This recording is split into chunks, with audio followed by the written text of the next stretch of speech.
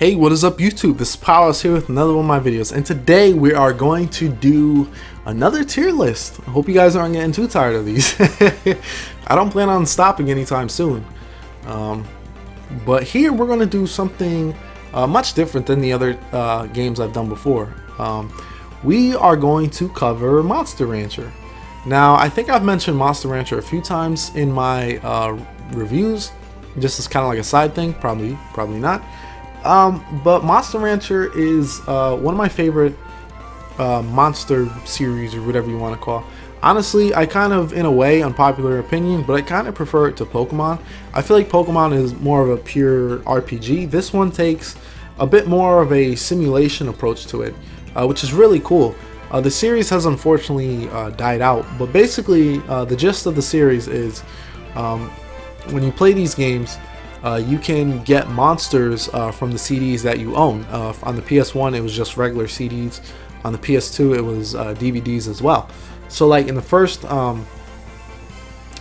Monster Rancher, you can just you can put like a Bobby Brown CD, and then all of a sudden you get like a dragon will come out of it, or like a Pixie or something like that. Like it's crazy, like what will come out, to it. And also for kids games, I always found these games to be a bit mature, for kids games, not compared to other games, but for the subject matter that some of these covered was very interesting, and the way they also handled death too, which I'll get into. Very morbid way of starting this. So I added a never played tier list here as well, because I think that's better if we just do that. So I'm gonna just add the ones I didn't play. Monster Rancher DS never played. I heard it wasn't very good to begin with. Monster Rancher Advance 1. Which one is it? Okay, I played one of these. I think it's 2 I've never played, actually. It was the first one I have, but I've never played the second one. So it is what it is. Alright, but let's start out. I know there's other Monster Rancher side spin-offs and stuff, but this is just the ones that are here. So let's start off with the original one, and that is Monster Rancher 1 for the PS1. This is actually the second Monster Rancher game I played. So I didn't grow up with the series. I played these games once I started building up my PS1 and PS2 collection. When I really got back into that, I've learned about Monster Rancher, and I was like, wow, why does no one talk about this? So I really, so I got into Monster Rancher 1. The first one, like I said, was or the first one I played was Evo, but Monster Rancher 1 was really the first one that I really invested into, and it was great for the first one in the series. A great introduction to the series. It was, it was pretty good the way the whole game, played. You started out as this new Monster Rancher. You would get a monster and just raise them, and basically you have to learn to discipline them. The combat is good in some ways, but it's bad in others. Like, it's not like Pokemon where you just directly tell them what to do. You can give them commands, but depending on their loyalty and depending on the bond that they have for you, depending on their statistics that you build up, will determine like how they respond to you, and how they perform in battle. So there's a lot that goes into raising monsters.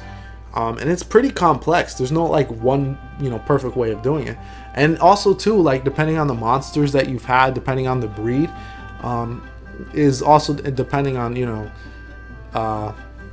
is how they'll react to discipline and stuff. And also your monsters can die, which honestly, it changes that whole aspect changes it completely, because the fact that your monsters can die is very important.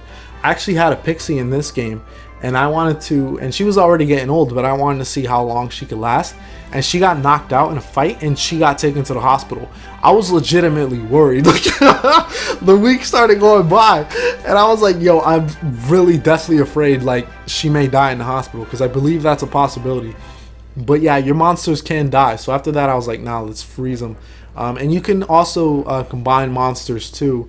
And it's always cool combining like different monsters and seeing like what you can get, what they'll come out.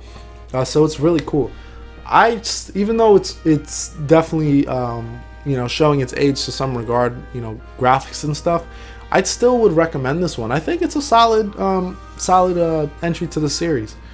Also, I believe all these are going to kind of spread out the way I place these, and I think it's very easy to see why. So the next one is Monster Rancher 2. Now this one is definitely a step up from the first Monster Rancher. Added a ton new monsters, and like I said, always putting in a CD just to see what you get is always fun. And there's a higher chance of things being something new. There's a lot more to do in terms of side activities, side quests, and it's a little bit more comprehensible to understand like things that can happen. So it's really cool. Like I said, they added a lot of new monster types in this one, far more than the first game. I don't have the exact number, off the top of my head, but it's definitely a lot. And some of these monsters didn't even appear in future titles.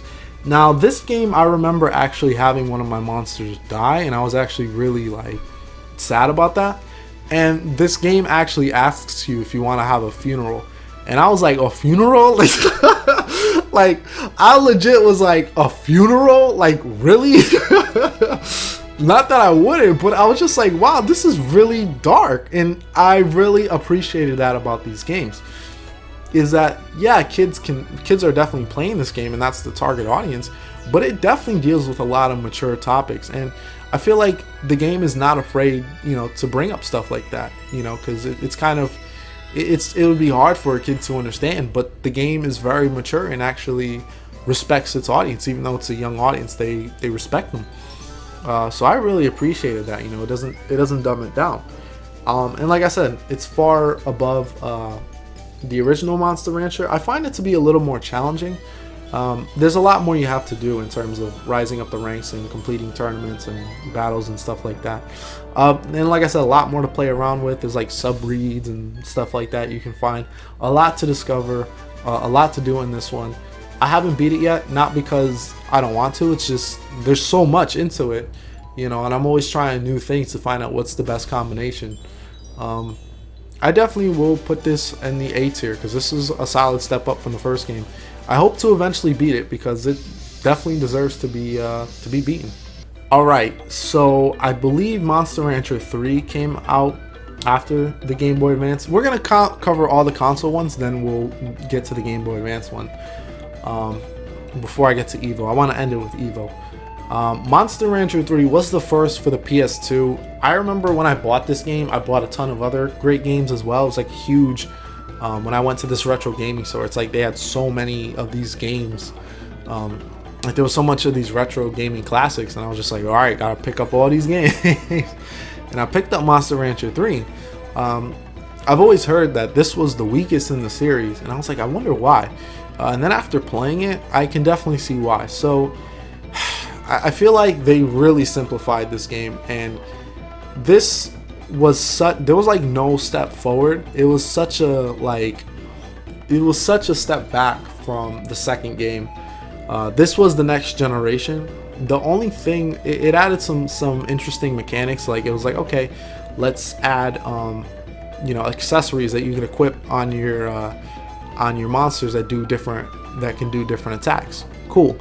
The problem I had is they simplified the combat system, so you can only learn 4 moves. The way you learn new moves is dumb. Before, you used to have to like send them to a school, but here it's like you gotta grab a seed and then you gotta give it to like this god of whatever location you're training on. There's no combining monsters, which really bugged me. That is the biggest issue I have. There's no combining monsters. This is another big issue too. But you cannot combine monsters at all. Instead, you get different, it changes depending on the location that you're raising them in.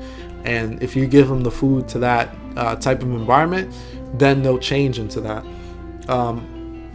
This was, and also too, speed is everything, because one of the statistics that they had in the older games was skill, and that would determine the accuracy of your attacks. So you can be a big dude and be a big slow guy, but you can be accurate on your attacks, which is how I won the first game with my big giant golem dude. He was brolic. He was a tough boy. But you can't do this. It really feels like they limited slower monsters, and they have a distinct disadvantage because they're never going to get to the speed of other monsters, and you miss all the time. Like, you miss like crazy because of how many, like, everyone is so fast they can't hit each other, so no one hits each other. It drives me nuts. There's so many things wrong with this game. I was thinking about putting it at C, but no, it deserves to be at D. It is, to me, I play this game too much. Also, too, the tone, I feel like they were trying to go way too lighthearted in this one. Thankfully, the sequel, which we will get into, I would love to get into that, definitely reverts that. But man, this was such a step backwards, and just talking about it gets me so angry. It's really the worst, honestly. The Monster Rancher 3 is the worst of all the Monster Rancher games. Alright, now the next one is Monster Rancher 4. And this was a complete 180 from Monster Rancher 3. First of all, one of the biggest additions is that instead of just having one monster at a time, you actually had multiple monsters at a time. You get to have up to 5, you know, as you progress through the story. With that, it actually feels like a ranch. Like, you send, okay, this is what you're going to work on, this is what you're going to work on, and you get to tend to each of your monsters. So it's really cool seeing all these monsters come together. Your monsters also develop bonds for each other. You can put them in tag teams. You can be on adventures together, which is one of the new things you can do. Is you can set to go on an adventure, bring some monsters with you, go explore like these randomized places. It's really cool. I really love this one. This is one of my favorite PS2 games. Not even just my favorite Monster Rancher game. This is one of my favorite PS2 games that I've ever played. The story, oh man, the story is way better. I was not expecting this game to have such a great story, but it was cool. I think the chick's name is Rio. You meet this chick, Rio, and she is like, she's badass. Like, one of the things that this game actually touches on is, there's this, I don't know if I should talk about it, but basically, this game tackles a lot of dark subjects, or at least darker subjects, that I was not expecting for this game to do. Like, it really, like, you know, took me back, the things that this game covers and addresses, which I find, you know, pretty awesome. Like I said, it's just that respect. You know, yeah, young gamers can be playing this, but, you know, these are things that are to be known, and the way your characters react to it is awesome. Especially the way Rio reacts to everything is just awesome. She's awesome. Great story, great selection of monsters, a ton of monsters in this one, far more than 3. It has so much replay value. Even though I've beaten it, I still go back to it every once in a while just to you know, try new monsters. And the combat system, I forgot to mention, is so much improved. This is probably the best out of all 4, probably the best, because this one has the ability where you can actually you know, besides status ailments that you can affect on your opponents, it actually has that you can add elements to your attack. So you can add like a fire attack to make it stronger. You can add a wind to add like accuracy to it. So it really allows a lot of customization. The breeding system is awesome. You get to choose like what you actually want to come out. So a little less random, but again, it was a nice return to the breeding system. The characters are awesome. The art design is awesome. This game is just freaking awesome. It's, like I said, the best. I'm going to put it at S tier, but honestly, I want to put this at S+++. It's just that good. It's highly recommended. But man, you're going to have to pay a pretty penny for this game. This is one of my most valuable PS2 titles. And you can sell, this game could be for $300, and I don't even know if I'd give this game up. It's just that good. But if you can track a copy down and get a good price for it, highly recommend it. Alright, so let's tackle the Gameboy Advance game. I'm not going to say too much about this one. When it compares to the console counterparts, it definitely is a step down. I feel like the consoles are really where the game shines at. Instead of using CDs to really determine the characters or determine the monsters you get, it's you can get different monsters by what you type in. It feels a lot more linear and a lot more limited in the things you can do for the handhelds. Obviously, like I said, there's less you can work with when it comes to handhelds, but it's funny because Pokemon is on handhelds, and that's, you know, it doesn't stop it from being successful there. The monster choices here are pretty good. I don't like the characters though. They kind of come off as a little bratty, and it's like they always like love each other and hate each other. It's basically supposed to be a brother and sister thing. There is some humor within the dialogue that I found pretty funny and some cool things, but honestly, I don't think it really compares very well to the console counterparts. So it's kind of hard. I would put it above Monster Rancher 3, so I will give it the C tier. But like I said, I just don't think it's, in terms of like the real Monster Rancher experience, you got to stick with the ones for the PS1 and PS2. Just my opinion, but that's how I feel if you really want the Monster Rancher experience. Alright, so Monster Rancher Evo, which is technically the last game of the main series, because I think there was obviously like the DS title that came after. I think there was also like a mobile version too, but it didn't last very long. But yeah, so this is the end point, and it was a unique twist to the formula, I would say. This one plays more as a JRPG than a straight up Monster Rancher simulation, featuring more mini games and stuff like that. This was a radical departure from the other Monster Rancher games, and it doesn't even feel like you're raising the monsters, because you just assign them to people. They train up, then they play. You know, basically what you are is you're part of a traveling circus, and you go to each place your monsters perform, and depending on their performance is the stats that go up. So it doesn't really feel like they're actually training at all. This game is way too easy. Like when you breed monsters together, they're way too powerful. Like it's way too powerful. But I do like how it's very clear on it. Shows, okay, this person's had no injuries, so in the future, like this, they'll be more resilient. So it definitely shows you, like, you know, how you raise your monster, and it's far more detailed than other Monster Rancher games in terms of telling you what affects, you know, the breeding process. So I do appreciate that. But man, it's way too easy. You get like really powerful monsters way too quickly. Pixies have always been strong. Even though I always thought it was a joke that Pixies are strong, like when people say, "Oh, go with a Pixie, they're strong." No, like they're actually really strong in all Monster Ranchers. But I felt like they were very overpowered in this. Honestly, this game was way too easy, and by the middle of it, you kind of get the formula. You go to a town, you win a battle, then you go on an adventure, complete the adventure, beat a boss, and then you go to the next town. The combat, like I said, it was definitely an interesting take, but like I said, it was a diversion, and it's hard to really rank it with other Monster Ranchers, but to me it's way too easy, and it doesn't really hold my interest for too long. So I think I'm gonna put this at the C tier. Again, some people really hate this game. Like, some people hate that it's such a departure from the Monster Rancher series, which I understand. You can definitely make a strong case for Monster Rancher Evo to be at D, just because it, in a way, feels like a betrayal to the series. However, I like to at least try to understand why each game does what it does.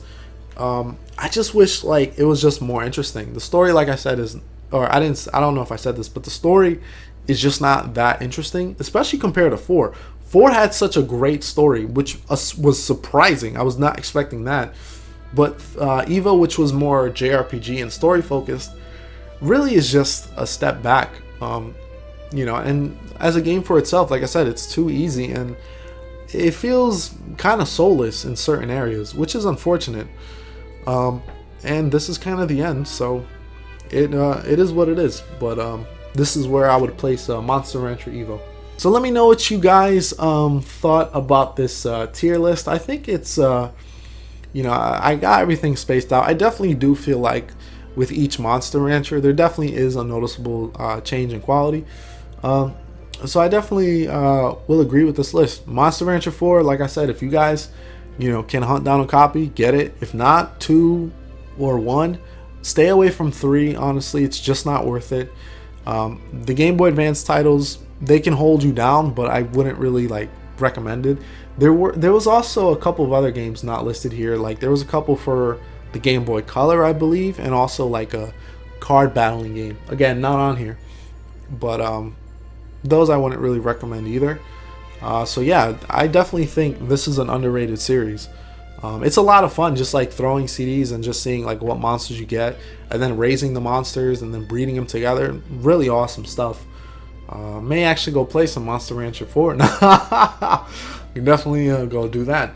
But yeah, I hope you guys are continuing to enjoy these lists. Let me know what topics you guys want me to cover. And as always, this is Powerhouse, signing off.